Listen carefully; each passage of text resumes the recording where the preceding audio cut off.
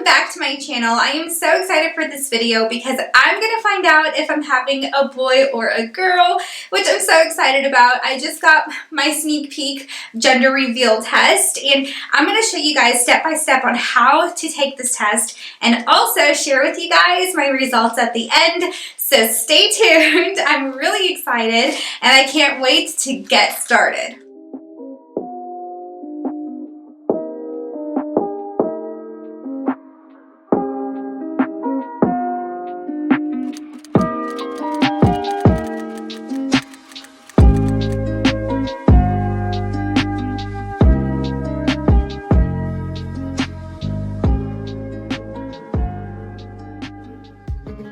So the very first thing you want to do is go ahead and get your disinfectant wipes or spray and grab your package, but put it aside so that you can clean the surface.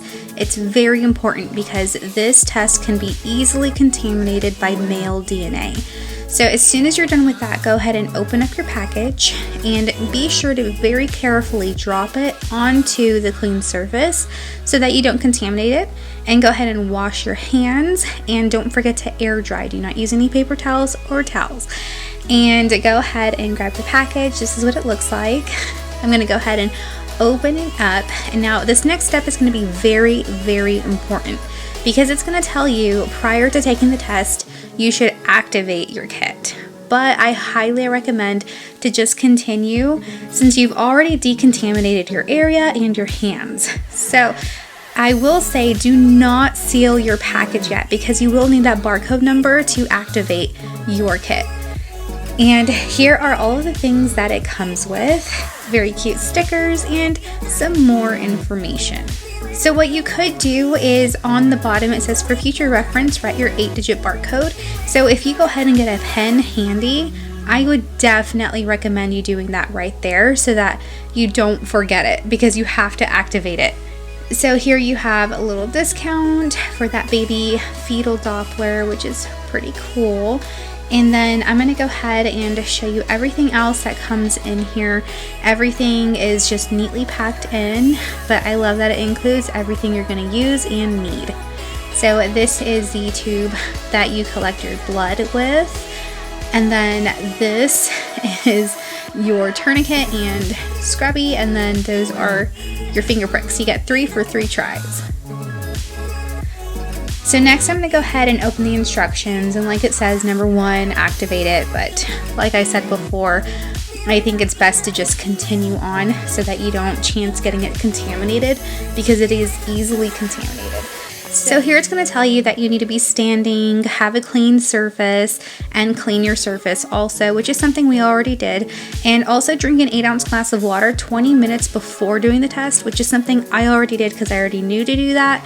So before you take the test, make sure that you're prepared before you open the box. So the next thing, you want to go ahead and grab your little scrubby and go ahead and start scrubbing those hands. And you want to make sure to use warm or hot water. And I know it said to get a bowl, but I am not using a bowl because my water faucet easily turns on and I'm right next to it. So I went ahead and cleaned my hands, make sure to air dry again. And now we're going to go ahead and prepare our kit. So I'm going to go ahead and get everything out and lay it out in order of what I'm going to use it for. So it says to go ahead and take the little tube out and open it. If I can get it to focus. Alright, so there it is. Now I'm going to go ahead and just open it and place it onto that little hole that you see in the box because it is put there so that you can easily collect the blood. The next thing is I'm getting one of these out, and there's 3 of them in there because sometimes you might prick it into a finger that does not give you any blood, so you'll have to prick another finger. And even if you have to switch hands, you should do that too. So the next thing is you have to start pumping your fist. I forgot how long it's set to do it for, but it tells you the amount of time. As soon as you're done pumping, go ahead and put your tourniquet on. And now we're gonna go ahead and wipe down your finger with one of those alcohol wipes. And this is very important because like I said before, this is easily contaminated. So here's where things take a turn for the worst. I went ahead and pricked it, and I was not expecting to bleed this much. In the beginning, it wasn't so bad because Like you see here, it's easily collecting the blood, no problems. But as soon as I am done, that blood just started coming out faster, and I had no idea what to do. I grabbed the first thing I saw, which was that gauze that you saw in the bag with the tube, and that's how I was able to try to stop the bleeding, which didn't even stop it. I had to end up hurrying up to put a band-aid on, which is something that I highly recommend getting prepared beforehand, just in case this happens to you. But I was not supposed to use that gauze. I was supposed to keep it inside of that Ziploc bag. Okay, so now for the next step, if I can get it to focus, and I am so sorry for my bloody hands. But what you're supposed to do is just flip it upside down, back and forth about 10 times so that the blood stays consistent.